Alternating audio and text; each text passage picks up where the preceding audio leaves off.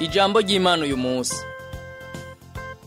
Mugira mukurikira ikiganiro ijambo ry'Imana uyu munsi.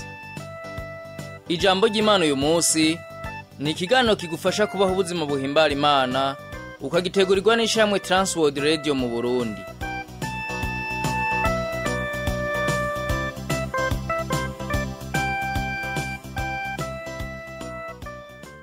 Ndakora mu kigenshi tumugenzi mukuza kino kiganiro ijambo ry'Imana uwo munsi. Kino kiganiro ugitegurirwa n'ishyirahamwe Transworld Radio y'u Burundi, ukaba uri kumwe na Rudasimana Rakiza ndiko ndahigushikiriza.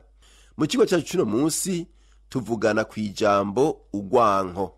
Imana yaremye abantu mu ishusho yayo, kandi uko twaremwe dufise ibigumbagumba bitandukanye.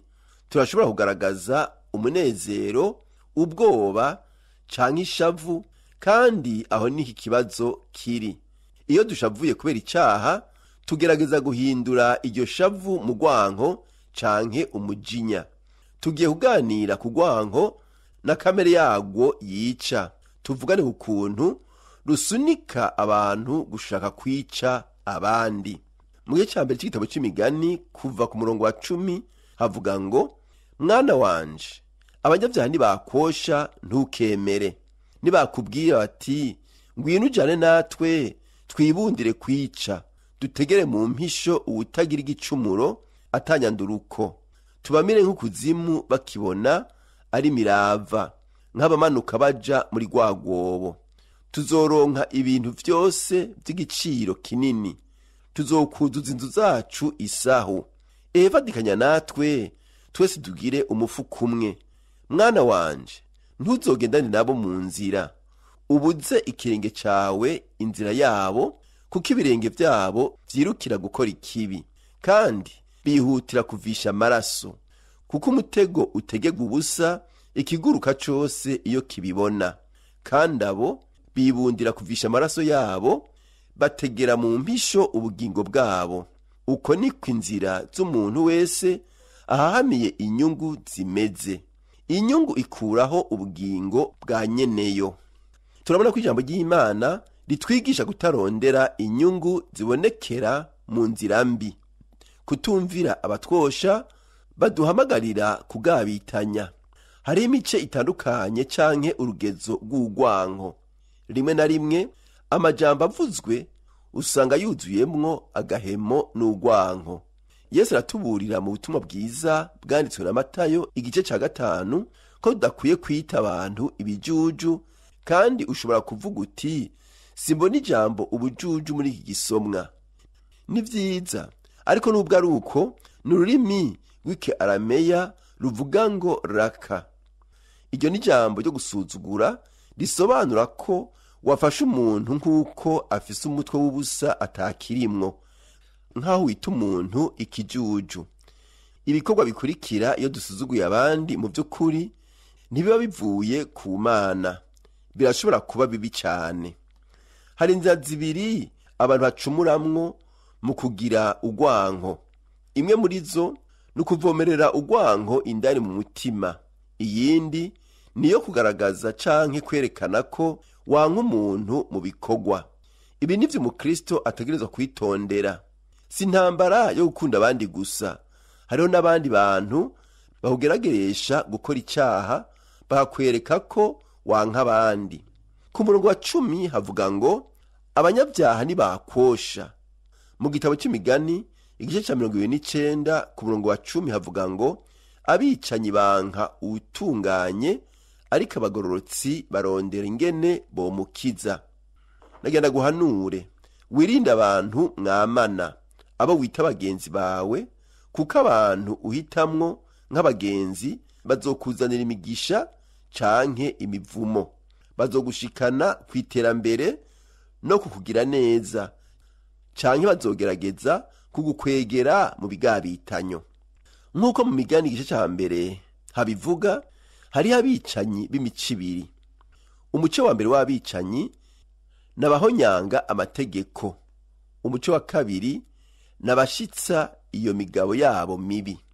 Kenshi abahonyanga amategeko n'abafise inkota canke ikigwanisho. Baratera ubwoba canke bakica abantu bakoresheje ububisha mu buryo buboneka. Abahonyanga amategeko kenshi uzosanga ari abantu bambaye amakoti canke bicaye mu biro. Abantu bakoresha amategeko kugira bahonyange abandi. Kwica abantu mu kivunga ni bibi cyane, nko mu ntambara aho abanyagihugu bicwa canke bagakoreshwa nk'ingabo zo kurinda abagwanyi. Rimwe na rimwe abana bashigwa mu birombwe vy'inzahabu kugira ngo bagerageze kubisanzaza. Ibi byose ni bibi kandi bibi imbere y'inyonga z'Imana. Dutegerezwa kurinda imitima yacu n'ivyumviro vyacu ibidusuka byose byo kwanka abandi. Biragoye cyane kuko turabanyavyaha, ntidushobora gukuraho rwose uburakari buhinduka urwanko. Tugomba rero kwama twihana dusaba Imana kutubabarira kubera urwo rwanko. Hariho inzira nyinshi zo gupfa uzize umuntu wanka. Akarorero, umujinya uriho ku isi yose. Ushobora gukora ikintu gishavuza uwundi, uwo muntu agaturika afise umujinya mu buryo bushobora rimwe na rimwe guhungabanya ubuzima bwawe. Uwuje gusahura canke umusuma yinjiye asumiranya ashobora kugutera ubwoba canke agatera ubwoba umuryango wawe. Gusesa amaraso birateye ubwoba cane. Urwaruka ruraja mu mahuriro maze bakigishwa kugirira nabi bagenzi babo. Kenshi abazira ubusa canke inzirakarengane zirakorerwa ibintu bibi canke zigaterwa ubwoba. Uwo munsi hari imvugo ikomeye yerekana urwanko rw'abantu izohava ivyara intambara, aho ibihugu byose bizogwana n'abandi ku butaka bipfa amatungo canke kuganza. Ibi byose vyerekana urwanko rw'abantu. Kimwe mu bintu abakristo dutegerezwa kwiga uko dukura no mu kwizera ni uko ubutumwa bwiza butadusezeraniye kuturinda urwanko abandi batwanka. Mu by'ukuri umwami wacu Yesu Kristo, abayobozi b'abayuda baramwanse cyane kandi bashaka kwapfa.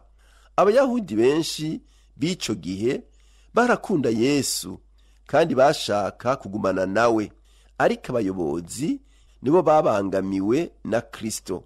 Bumva babangamiwe kandi bagashaka kwica Yesu. Petero aravuga neza mu gitabo cy'Ibyakozwe n'Intumwa igice ca 2 umurongo wa 23, ahavuga ngo uwo muntu amaze gutangwa nk'uko Imana yabishinze, ibimenye bitari bwabe, mumubambisha amaboko y'abagarariji muramwica. Petero yabandanije avuga ubutumwa bwiza bwa Yesu Kristo yazutse mu bapfuye, azuwe n'Imana Data, kandi ko ari we mwami wacu, umucunguzi wacu. Kubamba Yesu vyakozwe n'urwanko rw'abantu. Kuba umwigishwa wa Yesu ntibisigura ko abantu batazokwanka. Abanywanyi benshi batwumviriza mu isi yose barankwa ku rugero rutandukanye. Bamwe barahunze ibihugu vyabo kubera intambara, abandi babayeho mu buzima bugoye kubera babana n'abanywarumogi n'abicanyi. Bamwe batwumviririza mu kigegero, kumbure n'abasoda canke n'abantu batarizera. Namba bimeze uko, nibaza ko umutima wawe ugiye guhinduka. Nizera ko ugiye kwemera kuvuka ubwa kabiri, kugiye gutumbera Yesu Kristo, kandi kugiye kuva mu buzima bw'urwanko kugira wakire urukundo. Yesu ico nico camuzanye ku isi, kugaragaza urukundo rw'Imana no gukunda abantu. Iherezo ry'abanyakibi ni uguhona.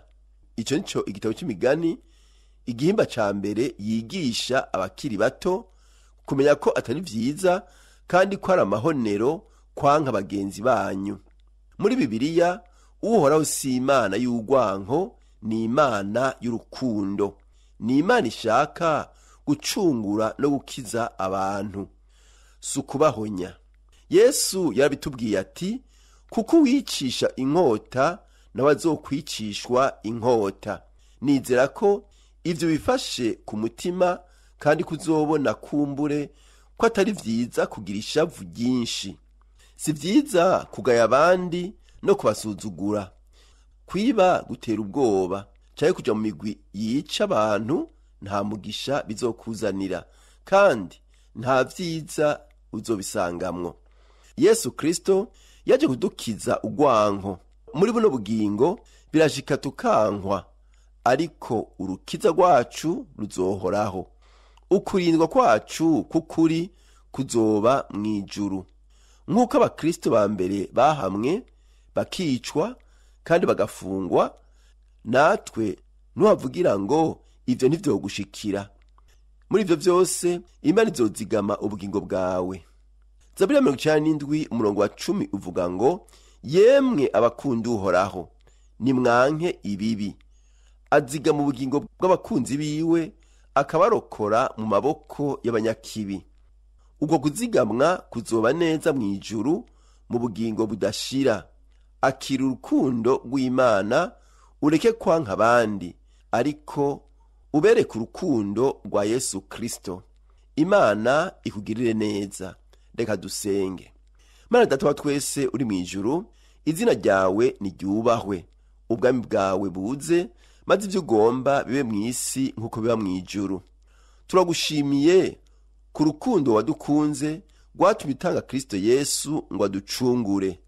Duhe kwigira kuri urwo rukundo, turushirize natwe gukundana, kuko urukundo tuzokundana ariko ruzokwerekana ko turi abakunzi bawe. Tubisavye mu izina rya Yesu Kristo umwami n'umukiza wacu, amen.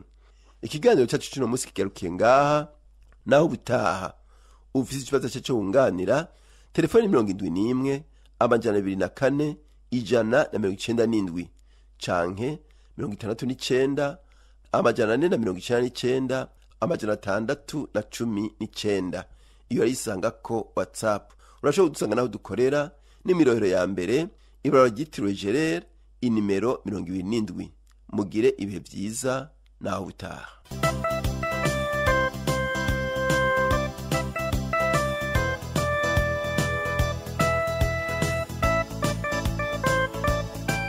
Uhejeje gukurikira ikiganiro ijambo ry'Imana uyu munsi.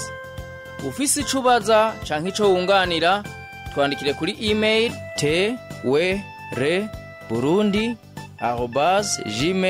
twereburundi@gmail.com. Urashobora kandi kutwandikira kuri Facebook twereburundi. Nimero ya WhatsApp na 257 69 499 619. Urashobora kutwandikira ikete ugasanduku k'amakete 1140 i Bujumbura. Telefone yo mu biro ni 22 24 26 57.